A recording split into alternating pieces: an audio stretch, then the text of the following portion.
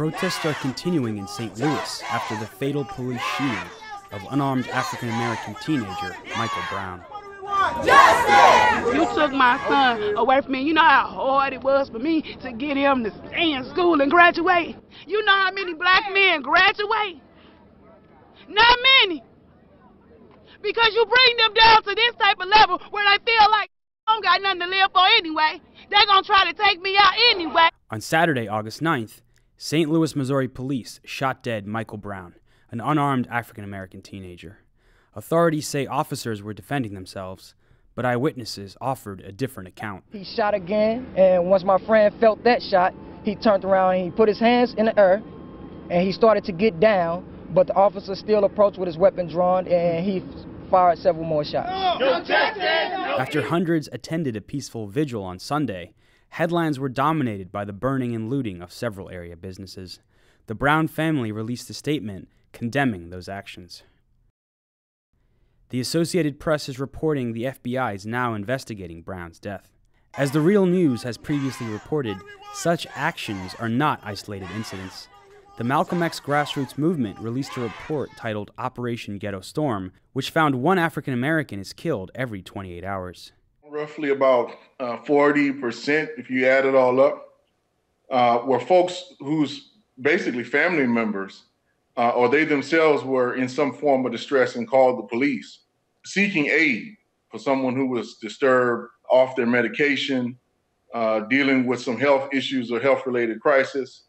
And how the police were trained to respond to the situation is what really, I think, kind of transformed it from a moment of, I'm here, I've called you in for you to help me, to we are now here to first and foremost, establish order, which means maximum force, the utilization of maximum force, and ask questions later. So that is the vast majority of how all the people who are in this report, that's how the vast majority became these extrajudicial killing kind of statistics, if you will. But it really speaks to the very aggressive and militaristic nature of how the police are trained to operate within Black and other oppressed communities. The officer responsible for the teenager's death has reportedly been suspended, but a group calling itself the Ad Hoc Committee for Justice for Michael Brown released the following demands. The officer involved in the shooting death of Michael Brown be immediately identified. The same officer should be immediately fired and charged with murder. The Ferguson Police Department Protocol Handbook be distributed throughout the Ferguson community. And the racial composition of the Ferguson Police Department should reflect the racial demographics of the community. Now joining us to discuss this from Plainfield, New Jersey, is Glen Ford. He's the co-founder and executive editor of the Black Agenda Report and author of The Big Lie, an analysis of U.S. media coverage of the Grenada invasion. Thank you so much for joining us, Glen. Thanks for the opportunity. So, Glen, it seems like the media is grappling with these protests, which in a few instances turned violent in St. Louis, and they can't understand why they resulted from the killing of Michael Brown. Can you shed some light on that? Well, the U.S. corporate media seems to have a need to reinvent history every day. Actually, police violence against Blacks is the constant factor in Black life. And every Black rebellion since 1935 has been sparked, virtually every rebellion has been sparked by some kind of police atrocity. And that is included 1917 in St. Louis, where a mob of white people rushed across the bridge to East St. Louis, Illinois, which was a big Black community, attacked that community, and killed as many as 200 people. During that era, when people referred to race riot, they didn't mean Black people rioting, they meant white people rioting against Blacks. And the Harlem riot of 1935 was the first time that Black folks, in reaction to police brutality, did the rebellion on their own. And this is also the 49th anniversary of the Watts Rebellion. Yes, and that was a big one. That is, in terms of the national consciousness in the 60s. Although, as I said, Black rebellions had been occurring since 1935. But that was the one that introduced to the United States the prospect of long, hot summers. And they became, as the weather would heat up during the 60s, the national mood would turn ominous. What are the Black people going to do? And it seems like your reporters who are so curious as to what's happening in St. Louis today are experiencing that same kind of ominous feeling. It also seems like the conversation around the killing of Michael Brown is happening in a vacuum, especially in the context of mass incarceration in the United States.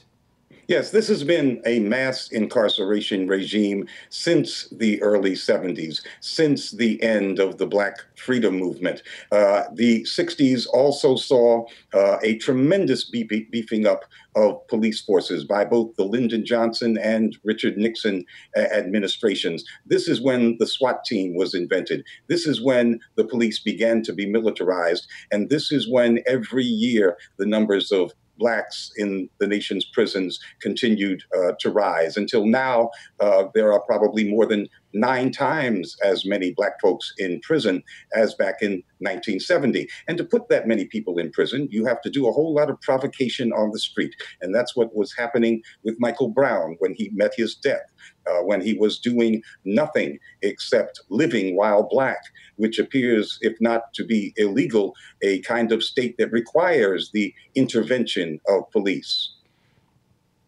And the deep antagonism you see between police officers and the African American community, how can we solve that? Is training enough, or is the problem more systemic?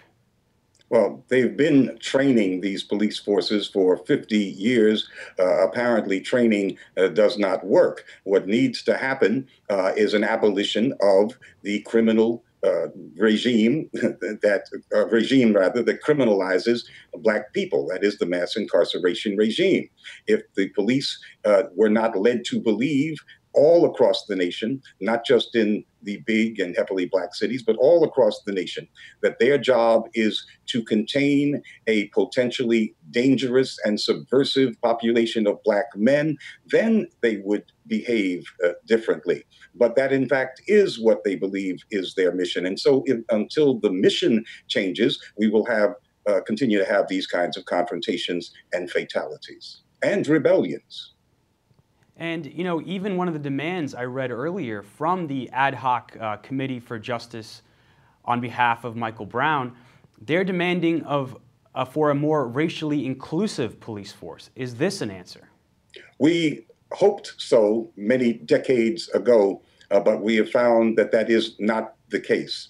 If the mission, as I said, is to contain and incarcerate masses of Black men, then even if lots of Black and brown people are recruited into the police force, if they are given the same mission as their white counterparts and white predecessors, they will carry it out.